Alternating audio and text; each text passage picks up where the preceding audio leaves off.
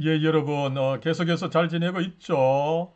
이 시간에는 계속해서 교회에 대해서 알아보겠습니다.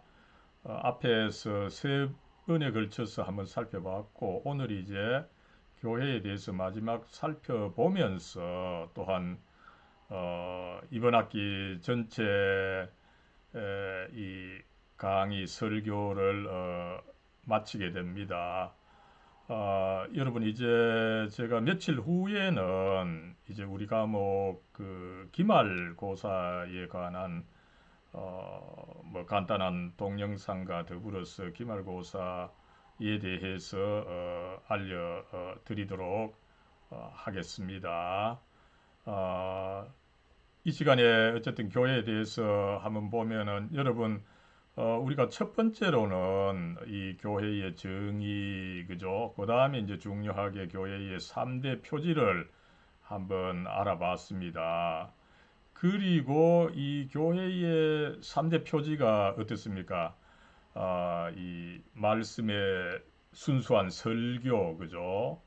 그 다음에 합법적으로 안수받은 목회자에 의해서 집행되는 성례, 이 세례와 성찬 이 성례를 집행하는 게 중요하고 여러분 그 다음에 이제 이 설교가 잘 되고 또 성찬이 합법적으로 집행되려고 하면은 교회 정치가 잘 되어야 된다라고 하는 것을 우리가 살펴보면서 그죠? 예, 그 교회의 이제 리더십이 어떻게 형성되느냐 또 단순히 요 지역에 있는 교회뿐만 아니라 그 전체 넓은 지역 그다음에 이 전국적으로 이 교회가 어떻게 조직이 되어 있느냐 이런 문제들을 한번 살펴봤습니다. 그리고 나서는 여러분 이 교회에서 단순히 뭐 일반적인 뭐 연설하는 게 아니죠. 일반적인 도덕 윤리 연설하는 것이 아닙니다. 이 성경 말씀을 가르치는데 그죠? 이 성경 말씀이 그 하나님의 은혜, 그 구원을 전하는 수단으로서의 그 말씀입니다. 그죠? 이 말씀이 어떻게 전해지고 그다음에 예 요게 이제 세 번째로 살펴본 거죠. 그다음에 특별히 또 이 말씀이 구약과 이 신약으로 되어 있는데 그죠? 율법과 복음으로 되어 있는 거죠. 그죠? 그 관계가 무엇인지 이것을 살펴봤고 이제 오늘 마지막으로 이 교회가 단순히 말만 갖고 있는 것이 아니죠. 실질적으로 은혜를 전해주는 이 수단으로서 성례를 가지고 있습니다. 이것이 사실은 굉장히 중요합니다. 단순히 말만 가지고 있다면은 좀 부족한 거죠. 그 언어의 부족성을 채워주는 것이 이 실질적인 물질, 그죠? 를 사용하는 이 성례입니다. 그래서 이 은혜를 사람들이 직접 느낄 수 있도록 해주는 거죠, 그죠? 그래서 이 성례를 오늘 네 번째로 살펴봄으로 해서 이제 이 교회에 대해서 뭐요 성례에는 세례와 성찬이 있는 거죠, 그죠? 그래서 이 교회의 그 중요한 것들을 네 번에 걸쳐서 다 살펴보는 셈이 되는 것입니다. 여러분 그럴 때에 제가 여러분들에게 이 권면하고 싶은 것은 그죠? 이 기독교가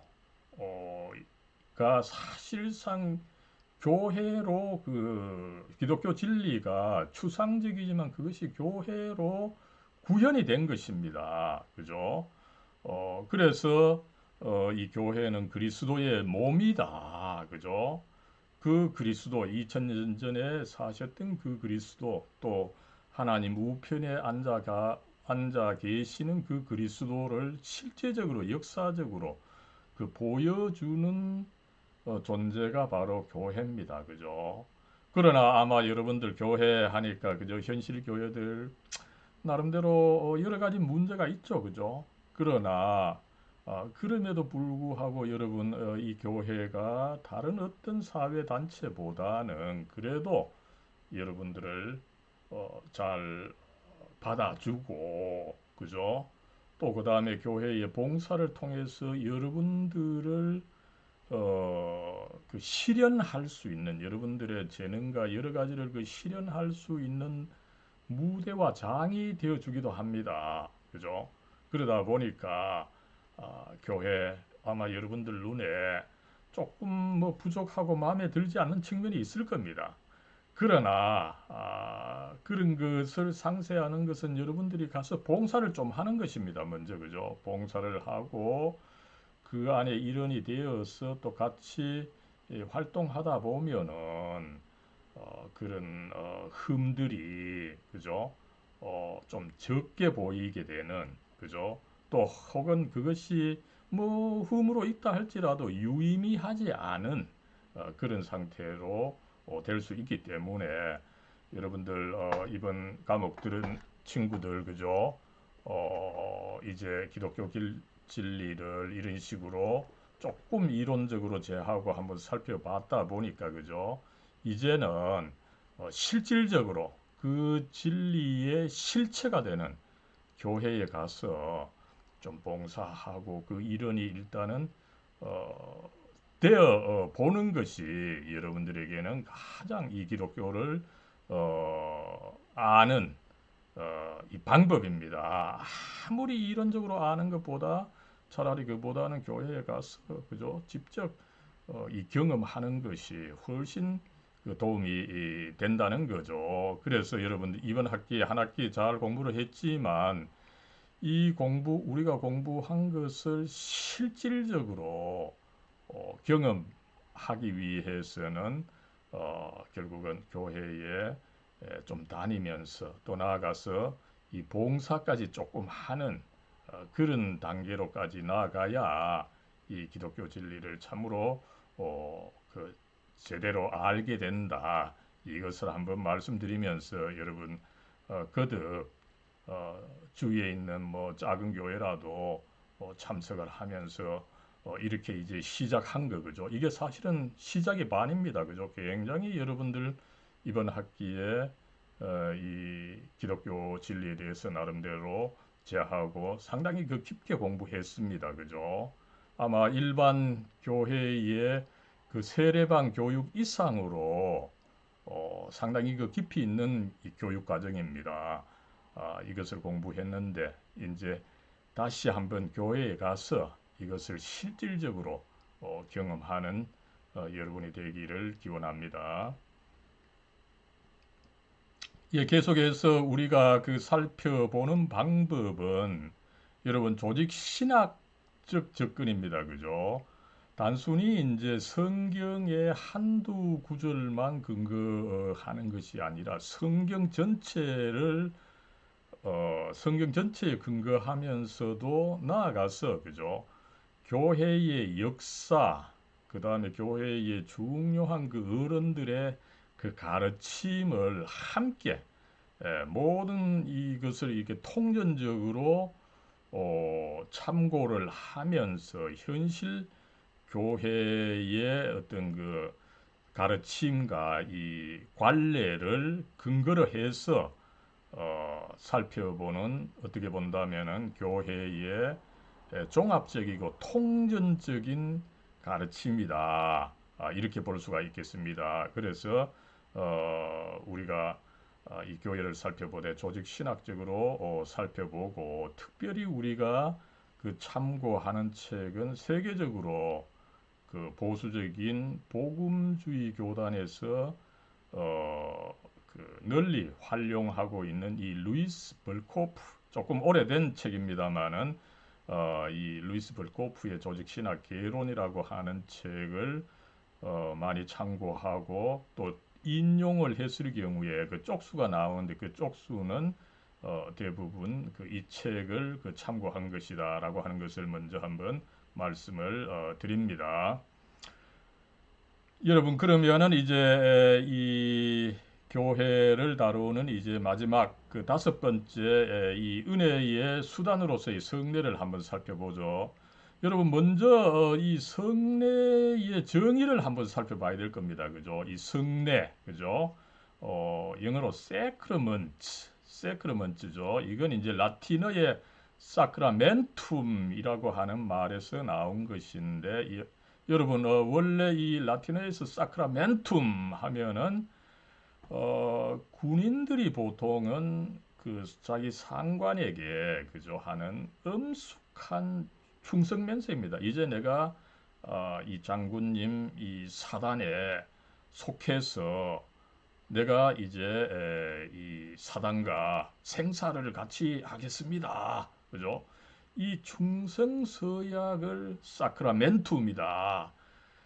그래서 여러분 로마 군인들이 이런 충성 서약을 하고서 전쟁터에 갔기 때문에 이 로마 군인들이 거의 1000년간 그죠? 이 세계를 지배했던 과거 이 로마의 역사가 있었던 거죠. 그렇다면은 이 충성 서약이 그저 어떤 외적인 충성 서약만을 의미하는 것이 아니죠. 그랬을 때의 이 사크라멘툼은 이 신비의 뜻을 또한 가지고 있습니다. 어떤 신비입니까? 그죠? 이 하나님과의 그 신비한 연합입니다. 그죠? 여기서도 마찬가지. 군인이 어떻게 해서 충성서약을 할 수 있습니까? 이 군대와 나는 하나다. 그죠? 이런 것을 전제하고서 내가 이제 이 군대와 더불어서 죽고 산다. 이런 서약이 가능했던 것처럼, 그죠?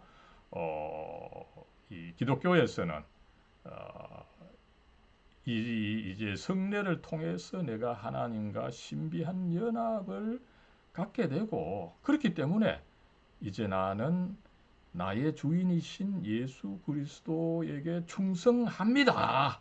이런 그 서약의 의미가 있다라고 하는 것을 우리가 알 수가 있는 거죠.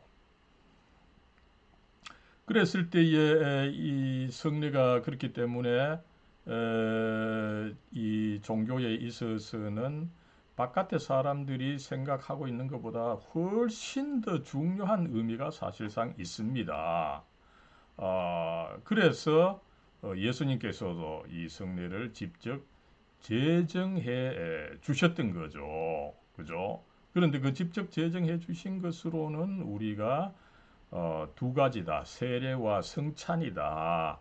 이렇게 이제 개신교는 주장을 하고 있고 여기에 교회의 전통에 근거해서 아니다. 이 두 가지뿐만 아니라 다른 5가지가 더 있다. 그래서 성례는 7가지다라고 주장하는 것이 이제 가톨릭 교회, 천주교회의 입장입니다. 그랬을 때 이 성례는 예수님께서 이 제정을 해 주셨는데 어떻습니까?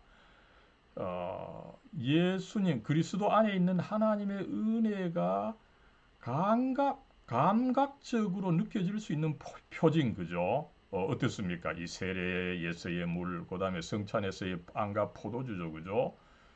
이 표징, 이 물체를 통해서 이 신자들에게 이 하나님의 은혜가 재현된다는 거죠.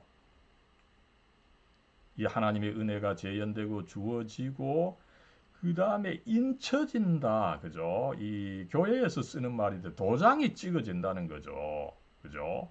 그리고 그것이 이제 실현이 되고 그래서 여러분 이 물과 빵과 포도주 그죠? 이거는 사실 그 물질 자체만이 아니라 하늘에 계신 하늘의 그 하나님 우편에 앉아 계시는 예수 그리스도와 그 자신을 보여주는 그죠? 그 자신을 의미하는 것이다 보니까 그것을 통해서 하나님 우편에 앉아 계신 예수 그리스도와 연합하게 된다. 그죠? 연합하게 되니까 어떻습니까? 이제 내가 내 혼자 사는 것이 아니죠. 내가 이제 그리스도와 함께 사는 것입니다. 이제 나의 주인은 그리스도십니다. 그죠? 그래서 신자들은 하나님께 대하여 신앙과 복종을 표시하는 충성서약을 하는 거룩한 규례다. 이렇게 정의할 수 있다는 것입니다. 그랬을 때 여러분 이 성례가 또 단순히 성례만으로만 있는 것이 아니죠. 그죠? 물론 가톨릭 교회는 성례 자체를 강조합니다. 그러나 그럼에도 불구하고 이 성례를 설명을 해야 되고 그죠? 그러다 보니까 이 성례와 이 말씀이 절대적으로 함께 간다라고 하는 것을 우리는 알 수가 있는 거죠. 그러면은 이 성례와 말씀이 어떤 관계에 있느냐, 그죠? 성례는 이미 주어져 있는 신앙을 사실은 강화하는 것입니다. 이 신앙의 요소 중에 하나가 그 고백이죠, 그죠? 고백을 할 때 성례가 주어지는 것이기 때문에 어떻습니까? 이 신앙이 중요한데 이 신앙을 낳고 강화하는 수단이 말씀이 먼저 있다는 거죠. 이 말씀의 보충적이다라고 하는 것을 우리는 알 수가 있는 거죠. 그래서 아무쪼록 이 기독교에서 성례가 중요한데 성례는 사실상 이 말씀이 먼저 생성시켜 놓은 이 신앙을 강화하는 수단으로서 사용이 된다. 이 관계, 이 성례는 말씀과 절대적인 그 관계를 가지고 있다. 이것을 한번 우리가 살펴봤습니다. 그랬을 때 여러분 이제 그러면 성례가 이제 구체적으로 어떤 것이 있느냐, 또 그 구성 요소는 무엇이냐 하는 것을 한번 살펴보죠. 먼저 여러분 구약 성경에서 성례는 이 두 가지가 나타납니다. 먼저는 이 할례죠, 그죠? 특별히 이것은 뭐 남자 아이가 탄생하면 8일 만에 그 할례 할례를 그 실시했던 것입니다. 그리고 유월절 이 예식인데 그죠? 이 유월절에는 사실은 뭐 어떤 일을 했습니까? 사람들이 그 어린 양을 잡아서 희생 제사를 드리는 예식이었습니다. 그죠? 그러다 보니까 이제 이 둘 다 그죠? 이 할례 어린아이 이의 이 할례 여기도 이제 피가 나오고 그죠? 그 다음에 유월절 이 어린 양을 그 잡아서 희생 제사를 드리는 이 예식에도 피 흘림이 있었던 그 예식이었다. 그죠? 이것을 우리가 한번 알 수가 있고 그랬을 때에 가톨릭 교회는 여러분 7가지 성사를 가르치고 있습니다. 여기에 비해서 개신교에서는 신약 성경에 분명하게 제시되어 있는 성례로서 오직 2가지 세례와 성찬만을 인정을 하고 있다는 것을 우리가 알 수가 있습니다. 그 다음에 여러분 이제 이 성례에서 사용되는 이제 가시적인 표징 그죠? 성례에서는 단순히 말뿐만 아니라 어떤 그 물질을 사용하는 거죠. 그것을 이제 표징이다 이렇게 그 사인이라는 거죠. 그러면은 그 구체적인 그 내용이 뭡니까? 먼저 세례에서의 그죠? 세례는 물을 사용하고 다른 것을 사용해서는 안 되죠. 세례에서는 물을 사용하고 성찬에서는 빵과 포도주를 사용하게 됩니다. 그랬을 때 여러분 이 물과 빵과 포도주를 일컬어서 사인이라고 합니다. 그죠? 이 사인이라고 하는 이 말이 중요하죠. 여러분 교통 신호를 생각해 보세요. 그죠?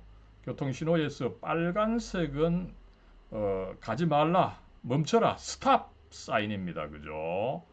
그랬을 때 이 빨간색과 사실은 뭐 가지 말라라고 하는 것은 어떤 절대적 연관관계는 없습니다. 그러나 우리가 이 빨간 것은 어쨌든 가지 말라라고 하는 그 의미가 있다라고 하는 것을 그 알 수가 의미가 부여되어 있다라고 하는 사실을 우리가 알 수가 있는 거죠. 그랬을 때 이 표징이 의미하는 어떤 그 의미가 있다는 것이에요. 그죠?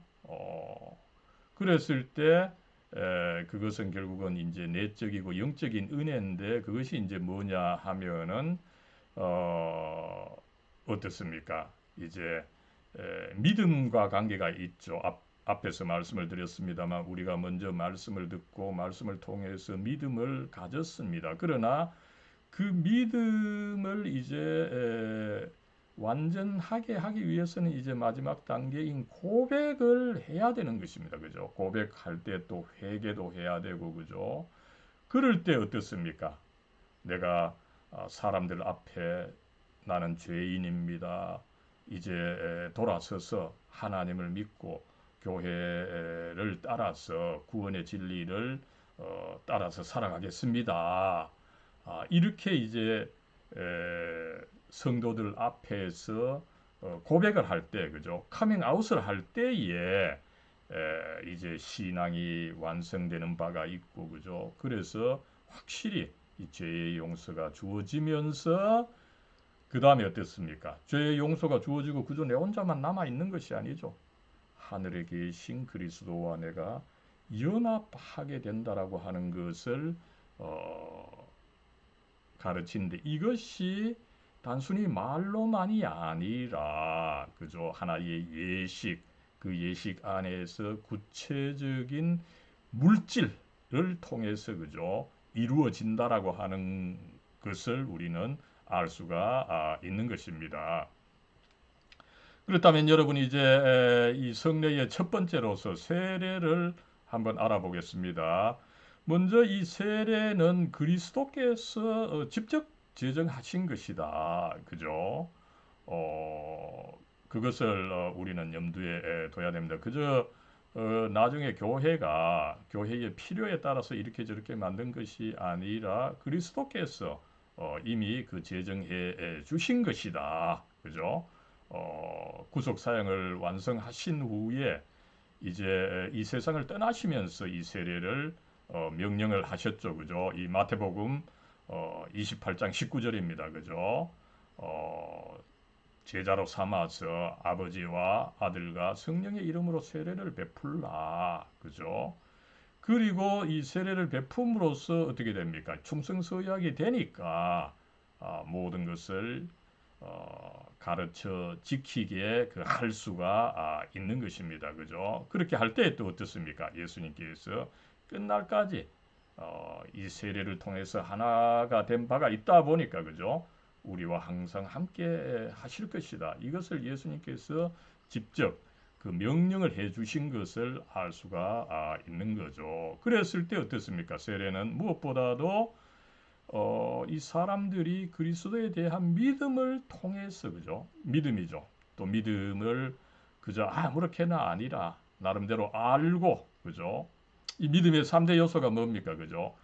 교회가 가르치는 바를 일단 인정하고 그죠? 인정한 것을 이제 내가 인정을 하면서도 이게 내가 이제 참 진리다.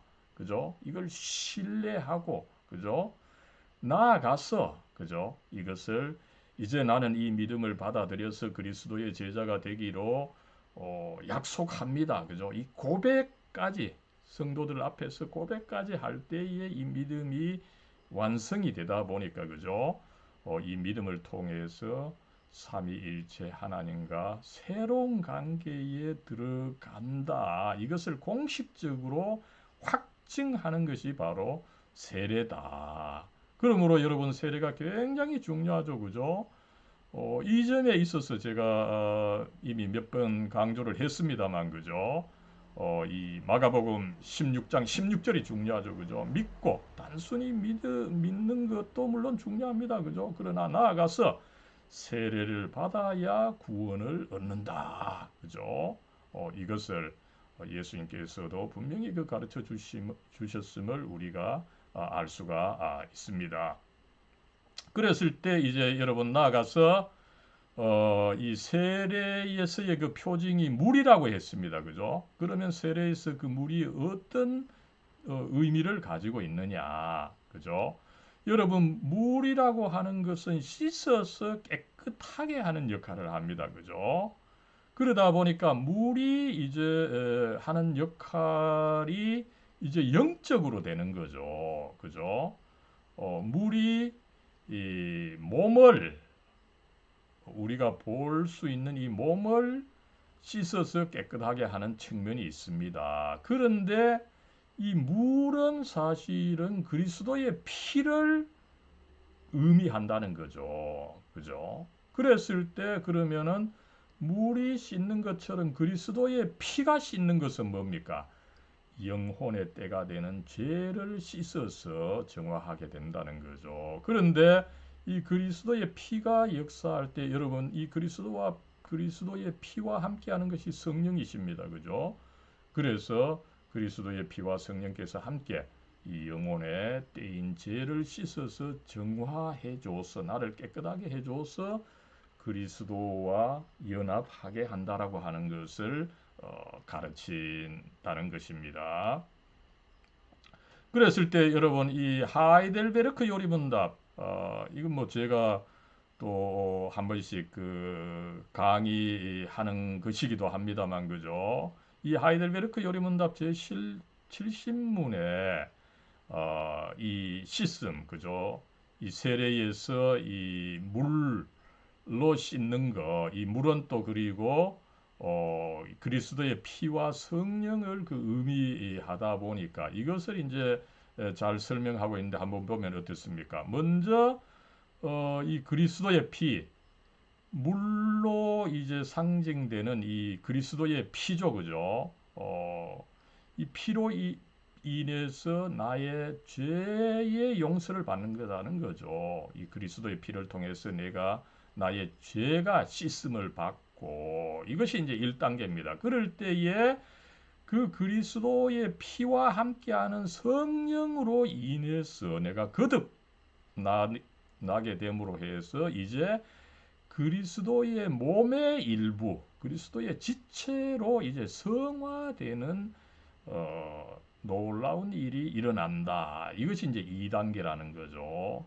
그래서 결과적으로 어떻게 됩니까? 세례를 통해서 우리는 이 그리스도의 몸이신 교회에 속하게 되는 것입니다. 그저 내가 교회 다니고 싶다고 해서 다닐 때 아무렇게나 뭐 되는 것이 아니라 참으로 2000년간 지속이 되어 온 이 세례를 통해서 나의 영혼이 깨끗함을 받아서 그죠? 나름대로 성화가 되어서 그리스도의 몸과 연합하게 된다는 거죠. 그래서 우리가 교회에 속해서 죄에 대하여는 죽고 또 이제 거룩하게 되면서 이 성화의 삶을 살게 된다. 이것을 가르치고 있는 것입니다. 여러분 이제 마지막으로 이 세례의 형식들을 한번 보죠. 이 세례가 지금 현재 이 개신교에서 교단마다 조금씩 다르게 이루어지고 있는데 특별히 이 세례에 대해서 강하게 자기 교단만의 그 형식을 고집하는 데가 침례교입니다. 침례교단에서는 침수를 강조를 하는 거죠. 물에 완전히 그 들어가야 된다는 것입니다. 물에 들어가는 것이 죽음을 의미하기 때문에 그죠. 이 물에 완전히 빠지게 되는 것 그것이 바로 이제 세례다. 그리고 이제 나오는 것이 부활이다. 이런 의미가 있기 때문에 이 침수야말로 유일한 세례 형식이라고 주장을 합니다. 그러나 여러분 이 침례교에서 그렇게 주장하는 바가 있지만 또 성경 여러 군데를 살펴보면은 오히려 세례에 대해서 물론 뭐 침수를 의미하는 바도 있지만 오히려 그렇지 않은 경우도 많다는 거죠. 대표적으로 이 사도행전 20장 16절이죠. 이게 침수든지 아니든지 중요한 것은 뭡니까? 주님의 이름을 불러서 세례를 받고 죄 씻음을 받는 것이다. 그죠? 단순히 어떤 물리적으로 이 침수를 통해서 세례를 받는 것 이것만 강조한 것은 아니다라고 하는 것을 알 수가 있는 거죠. 그래서 이 개신교의 다른 교단들, 특별히 뭐 대표적으로 장로교회, 그다음에 감리교회, 성결교회 이런 데서는 이 침례만이 아니라 그죠? 물을 뿌리거나 붓는 이 살수레, 이 살수레라고 하는 것은 원래 이 조금 이렇게 뿌리는 거고 그다음에 붓는 것은 뭐 또 관수레라고 하는 또 다른 말이 있습니다만 어쨌든 이 살수레 물을 이렇게 조금 뿌리고 축이고 그죠? 이것을 의미하는 경우도 많다는 것입니다. 그죠? 대표적으로 어떻습니까? 사도행전에 보면 여러분 오순절날에 3천 명이 세례를 받았다고 합니다. 그죠? 그 3천 명이 세례를 다 어떻게 받습니까? 그죠? 강에 가서는 강에 갔다는 이야기도 없고 그죠? 어, 그러다 보니까 이런 역사적 정황을 살펴볼 때 이 침례교회에서 침례만이 유일한 세례의 방법이다. 이것은 조금 그 과장된 주장이다. 이렇게 우리가 파악을 할 수가 있겠습니다. 그 다음에 이제 또 세례와 관련해서 많은 논란이 있는 것이 이 성인 세례와 유아 세례죠. 그죠? 특별히 이제 이 침례교가 이 세례 예식에 대해서 굉장히 그 강한 의견을 표명해 온 그 역사가 있습니다. 그죠? 침례교에서는 그래서 세례에 있어서 오직 침수례, 그죠? 침례, 세례가 아니라 침례다, 그죠? 이게 이제 중요하고 나아가서 성인 신자만 받을 수 있다는 거죠. 그럼 왜 성인만 받을 수 있다고 주장합니까? 유아 세례 때문에 그런 거죠. 교회는 이미 오랫동안 그죠? 거의 아마 이 초대교회 이후로 이 유아 세례가 실시되어 왔습니다. 그랬을 때 이제 종교개혁 시대에 몇몇 이 급진적인 종교개혁가들 그죠? 제세례파로 일컫죠, 그죠? 이 제세례파들은 유아 세례가 사실은 성경에 없는 것이기 때문에 이게 잘못된 것이다 이런 주장을 해온 역사가 있습니다. 그러나 어떻습니까? 이미 구약 성경에서는 이미 자녀들 역시 그 언약의 축복입니다. 이미 그 부모들이 이 하나님의 그 선민에 속한 이 어떤 계약, 언약을 맺고 있었죠. 그 부모들이 그 언약 가운데 있기 때문에 그 자녀들 역시 그 언약에 들어가는 것을 의미하는 이 할례를 그죠? 이미 출생한 후 8일 만에 받았던 그 역사가 있습니다. 그죠? 그러다 보니까 개신교에서도 그런 것을 많이 그 받아들여서 기독교인의 자녀들 역시 이미 그 하나님의 그 축복된 백성에 그 속한 것이다. 이렇게 보고 그 자녀들에게 이 세례를 베푸는데 그들이 뭐 유아 때 이미 가능하다 보니까 그죠? 유아 세례다. 이런 그 이름을 붙여 왔던 것을 알 수가 있는 거죠.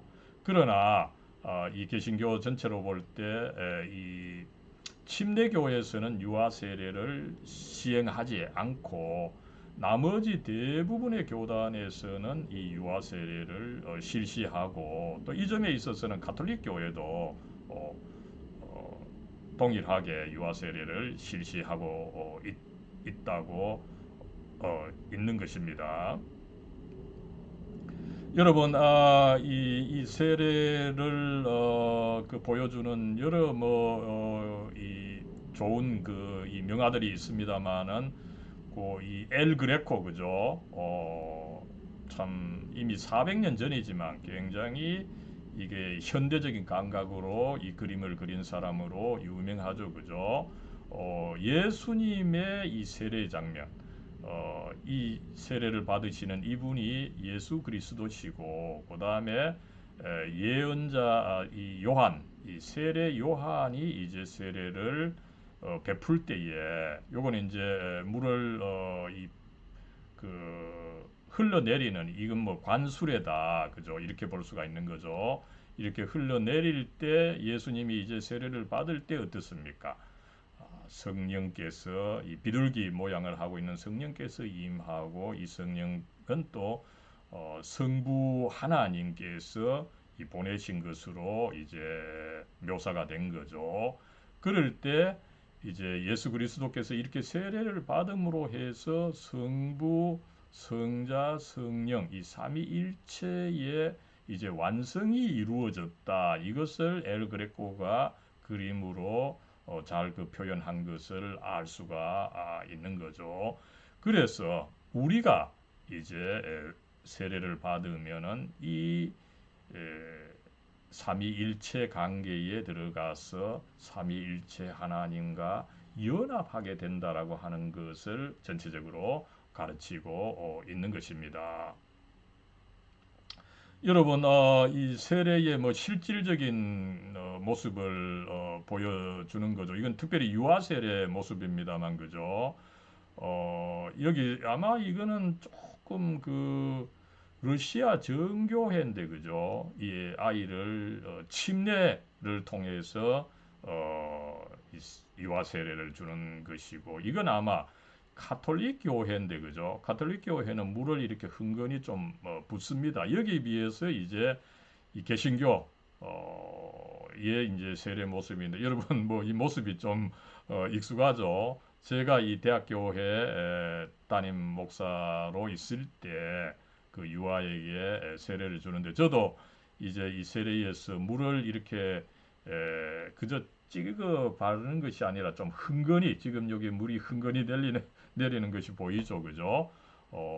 이렇게 한 적이 있습니다만, 이렇게 다양한 세례 모습. 그 앞에서 이제 유아 세례고, 어른 세례도 이렇게 좀 흥건히 물을 좀 적시는 세례를 뭐 제가 직접 한번 시행을 했었고, 그죠? 그 다음에 이것은 이제 침례교에서 하는 침례 모습입니다. 여러분, 침례교에서는 아예 이 설교단 앞에 설교단 그 밑에 이렇게 욕조를 설치를 해두고 있습니다. 평소에는 이것을 닫아서 무대로 사용하지만, 그것을 이제 세례가 있는 날에는 거기 물을 채워서 이렇게 목사님이 이 사람을 물에 완전히 집어넣는 거죠, 그죠? 그래서 이 침례를 실시하는 모습을 볼 수가 있고, 이거는 아마 저기 가톨릭 교회 아니면 성공회, 그죠? 여기서는 뭐 침례는 아니지만 물을 정말 흥건히 붓는 모습입니다. 이것은 뭐 아마 여러분들 잘 뭐 익숙하게 아는 모습이죠. 아마 원빈 씨가 군대에서 이렇게 세례를 받는데, 군대에서 세례는 많은 군인들이 이 세례를 받다 보니까 굉장히 쉽게 주어지는 측면이 있습니다만, 그죠? 어쨌든 여기서는 물을 그저 조금 찍어서 바르는 이 세례였다, 이렇게 볼 수가 있겠습니다. 여러분, 이제 개신교 성례의 두 번째로서 성찬에 대해서 한번 알아보겠습니다. 먼저 이 성찬도 사실상 예수님께서 이렇게 행하심으로써 제정하셨던 것을 우리가 알 수가 있습니다. 그랬을 때 여러분, 이 성찬이라고 하는 것은 공식적으로 주님의 그 만찬이라고 하는 이름을 갖고 있는 거죠. The Lord's Supper, 그죠?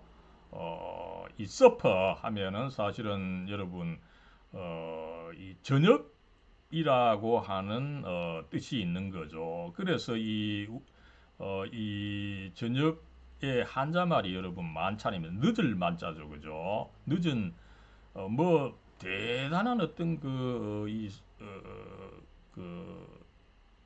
잔치 같은 그런 어떤 뭐 음식이 이 배설된 식사 이 뜻이 아니라 이 만자가 마늘 만자로 이게 오해될 수가 있는 거죠. 그죠? 늦을 만자, 저녁이라는 것입니다. 주님께서 드셨던 그 마지막 저녁 식사, 그죠? 유월절 식사죠, 그죠? 그것을 의미하는 말을 사용하고 있다라고 하는 것을 우리가 먼저 염두에 둬야 되는 것입니다.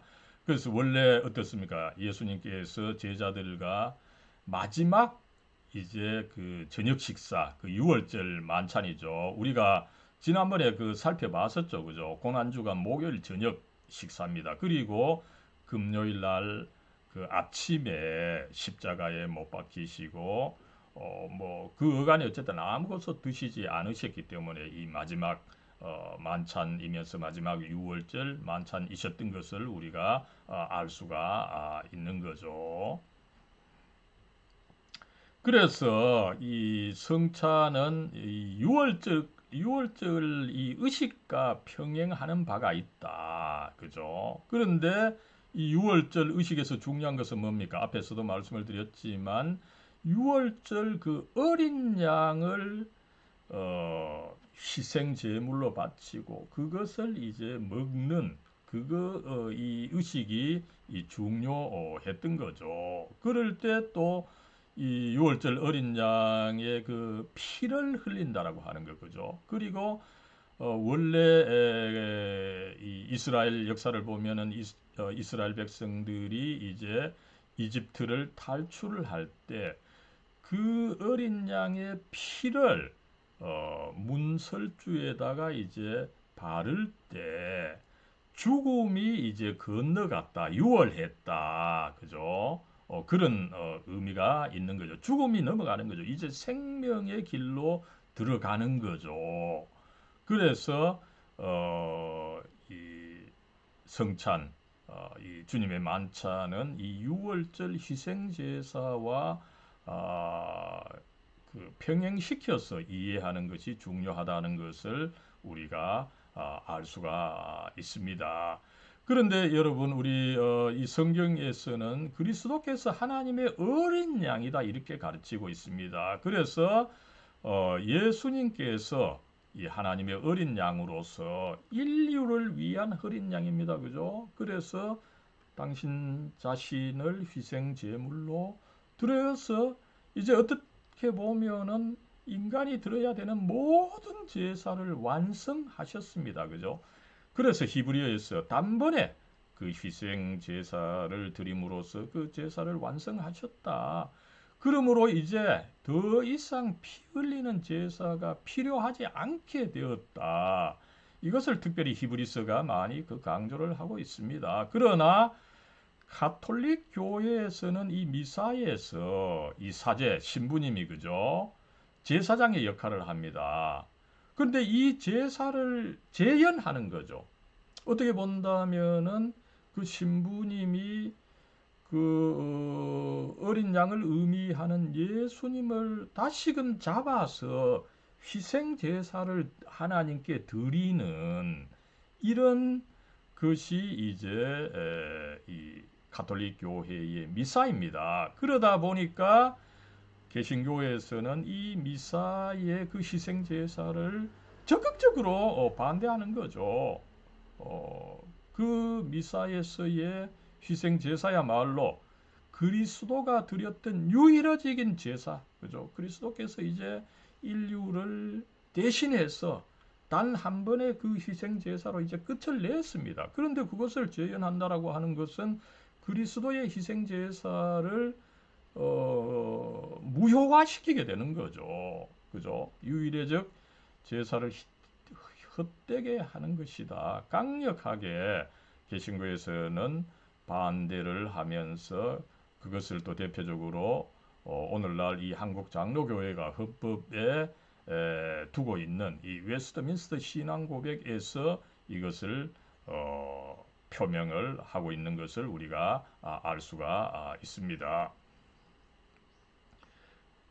그래서 결국은 이 성찬은 유월절 희생제사와 관련돼 있다 보니까 그죠? 결과적으로 그 이제 빵을 나눌 때 그 빵이 이제 떼이는 거죠, 그죠? 그 떼인 빵은 주님의 부서진 몸을 의미하고 그 다음에 이제 성찬에서 마시는 포도주는 주님께서 흘리신 그 피를 의미한다는 것입니다, 그죠? 예, 그랬을 때에 이제 이 성찬을 이해함에 있어서 여러 가지 그 문제 중에 문제가 있는데 그죠? 그 중에 하나가 이제 성찬에서 그리스도의 그 임재의 문제입니다. 특별히 이제 이 빵을 이해함에 있어서 그죠? 어떤 교단에서는 그 빵에 그리스도께서 몸으로 있다. 아니면 그 빵이 곧 그리스도의 몸으로 변한다. 이런 가르침을 가르쳐 온 역사가 있습니다. 먼저 이제 육체적인 임재, 그 빵에 그리스도께서 함께 하신다. 그리스도의 몸이 함께 한다. 이것을 이제 통틀어서 육체적 임재라고 이야기를 하고 있습니다. 특별히 가톨릭 교회와 루터파죠, 그죠? 그래서 가톨릭 교회는 이 성찬에서의 빵, 그죠? 미사에서의 그 빵, 그 신부님께서 이제 미사 중에 높이 들어서 이제 그 빵에 대해서 이제 축복하는 말씀을 하십니다. 그러면은 어떻게 됩니까? 그 빵이 그리스도의 몸으로 변한다는 화채설을 가르치고 있는 거죠. 화채설. 그 빵이 바로 그리스도의 몸으로 변한다는 것입니다. 그리고 이런 화채설이 조금 그 마술적인 왜냐하면은 그 변한다고 가르치면 실제로 그 변하는 것이 아닙니다. 그죠? 빵은 빵 그대로 있는 것입니다. 그렇기 때문에 루터는 종교개혁을 하면서 변하는 것이 아니라 그저 그 빵 안에 빵 위에 빵 밑에 그 그리스도의 몸이 함께 한다. 이렇게 해서 이제 이것을 공제설이라고 이름을 붙이고 있습니다만은 아무튼 이 화채설과 공제설은 성찬에서 그리스도께서 육체적으로 함께 한다는 것을 의미하는 것입니다. 그랬을 때 이제 이 칼빈이 주장한 것이지만 가톨릭교에서 화채설, 그 다음에 루터는 또 공제설. 그러나 이제 문제는 뭡니까? 빵은 빵 그대로 있는 거죠. 그렇기 때문에 여기에 뭐 빵이 그리스도의 몸으로 변한다. 그 다음에 그대로 있는 빵에 또 그리스도께서 몸으로 함께 한다면 어떤 변화가 일어나는데 나야 되는데 실제적으로 그런 변화가 없죠. 그렇기 때문에 이 육체적 임재설이 마술로 받아들여질 수 있다는 것이에요. 빵 자체가 실질적으로 변하는 것이 아무것도 없기 때문에 그죠? 그래서 칼빈 이 뭐 장로교회 개혁교회의 뭐 창시자로 알려져 있는 칼빈은 조금 더 합리적으로 해석을 하는 거죠, 그죠? 그 빵에는 성찬에서의 빵에는 그리스도의 몸이 아니라 그리스도의 성령이 오히려 함께 하는 것이다. 그리고 이 그 빵과 함께하는 이 성령께서 우리가 그 빵을 먹을 때에 하나님 우편에 앉아 계시는 그리스도와 연합 성령께서 우리를 연합시켜 준다라고 하는 그 가르침을 제시했고 이것을 일컬어서 이제 영적 임재다 이렇게 가르치고 있습니다. 그럴 때에 우리 한국 장로교회가 이제 뭐 받아들이고 있는 이 웨스트민스터 신앙 고백에서는 기념설과 영적 임재론을 이제 함께 가르치고 있는 것을 알 수가 있다는 거죠. 그래서 여러분 이것을 이제 조금 그 풀어서 설명을 하면은 먼저 이 성찬에는 그 기념설의 의미가 있다는 거죠. 그죠? 앞에서 이 성찬이라고 하는 것은 그리스도의 그 마지막 만찬, 유월절 만찬 거기서 유래한 바가 있는 거죠. 그 의미가 강하다는 것을 우리가 이해를 할 수가 있는 것입니다. 그죠? 그리스도께서 이제 유월절 희생양으로서 돌아가심으로 해서 그 피를 우리에게 주셨던 것입니다. 그죠?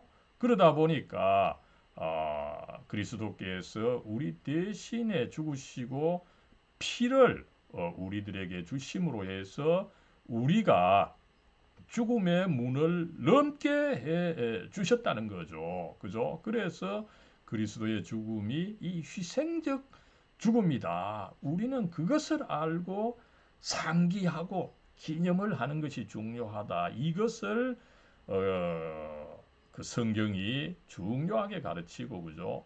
그래서 어떤 교단에서는 이것만 가르치는 경우가 있어. 이게 성경의 참 의미라는 거죠. 그죠? 그래서 이제 우리가 이 성찬에서 그 빵과 포도주를 마실 때 그 그리스도의 희생적 죽음의 혜택이 내게 이제 우리가 빵을 씹고 포도주를 마실 때 몸에 남게 되는 것입니다. 도장으로 찍히게 되는 것이죠. 인쳐지게 되는 것입니다. 이 중요한 의미가 있고 그죠. 그 다음에 여러분 이 빵과 포도주는 뭡니까 그죠?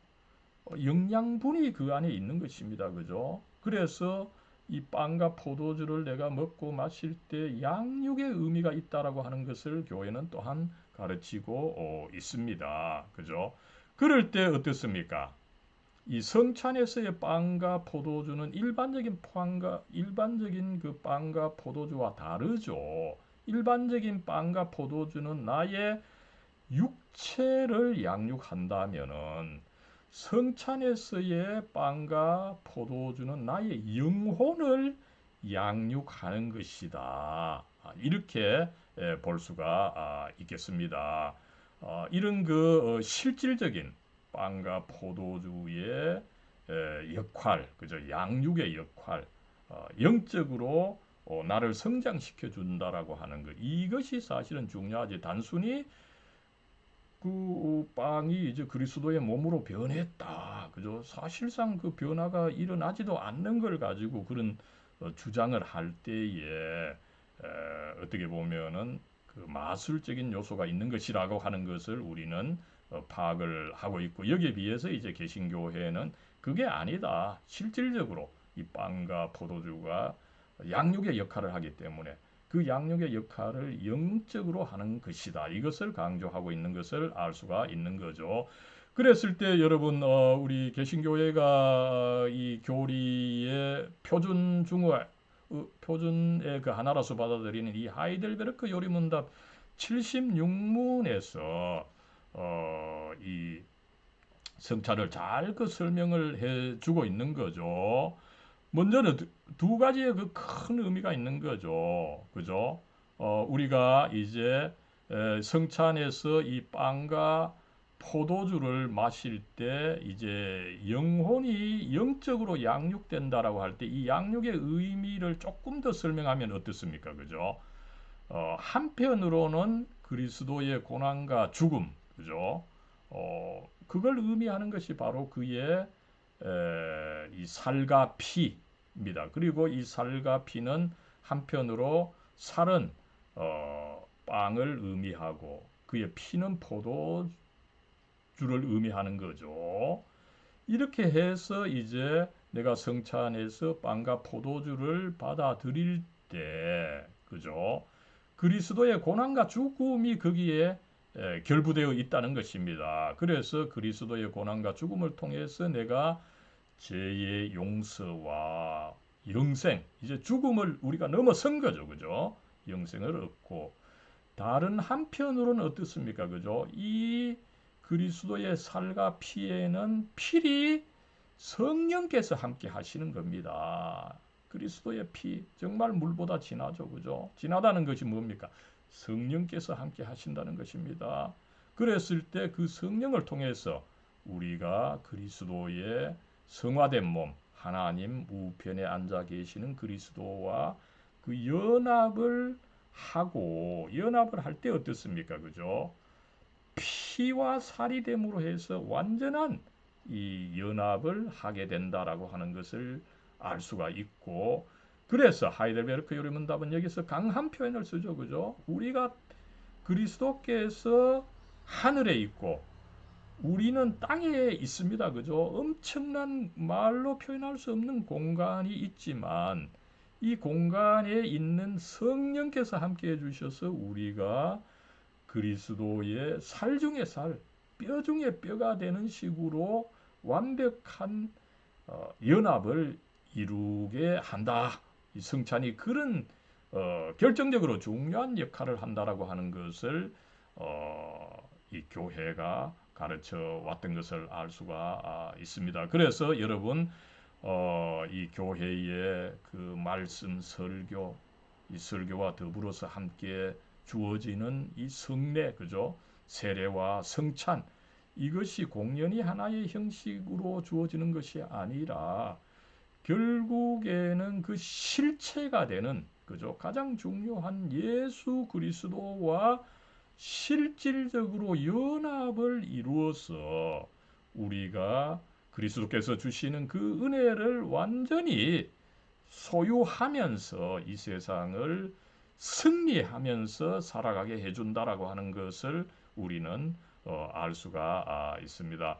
여러분, 아무쪼록 교회는 단순히 이 말 언어로서 하는 이 설교만이 아니라 이 설교를 보충시켜주고 완전하게 해주는 이 성례가 있음으로 해서 이제 교회는 그 하나님의 은혜를, 그 그리스도께서 이루신 그 사랑, 희생, 구원, 그 은혜를 이제 한편으로 이 말씀 설교로서, 다른 한편으로 또 이 성례를 줌으로 해서 완전하게 이 기독교의 진리, 성경의 진리를 구현해 나가고 있다라고 하는 것을 우리는 알 수가 있습니다. 아무쪼록 여러분 이렇게 배우고 나서 나도 이제 교회에 참석을 해서 참으로 이 성례의 의미, 그 말씀의 의미를 알고서 여러분들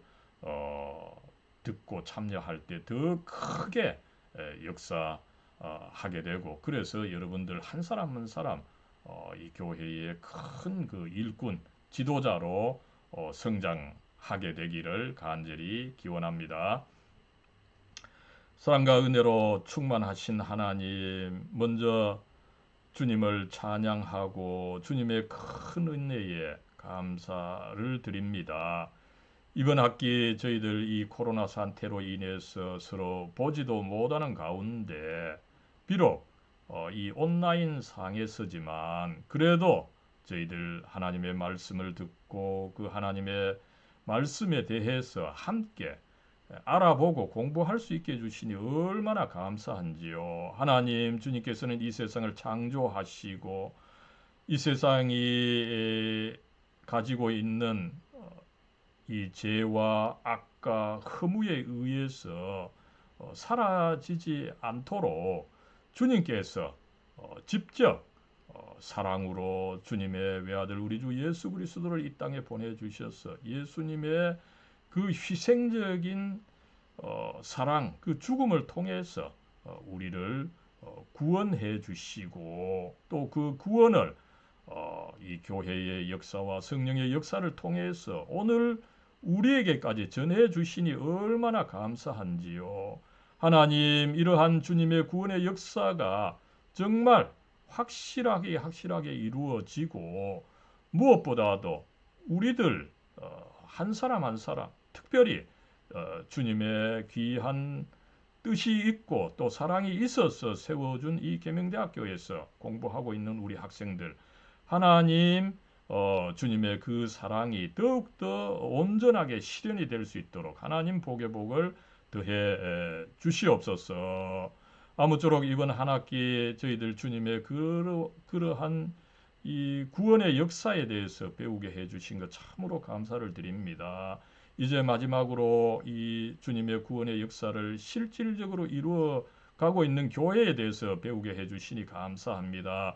비록 이 현실적 교회가 여러 가지 문제가 있다고는 하지만 그럼에도 불구하고 주님의 그 구원의 역사를 이루어 가고 있으니 저희들도 이 교회에 속하고 그래서 참으로 주님의 이 지체 한 부분이 되고 또 나아가서 그 맡은 바 이 봉사의 역할을 함으로 해서 저희들 그저 내 자신의 영광만이 아니라 하나님의 영광을 위해서 더 큰 목적을 위해서 살아가는 저희들 한 사람 한 사람 될 수 있도록 하나님 복의 복을 더해 주시옵소서.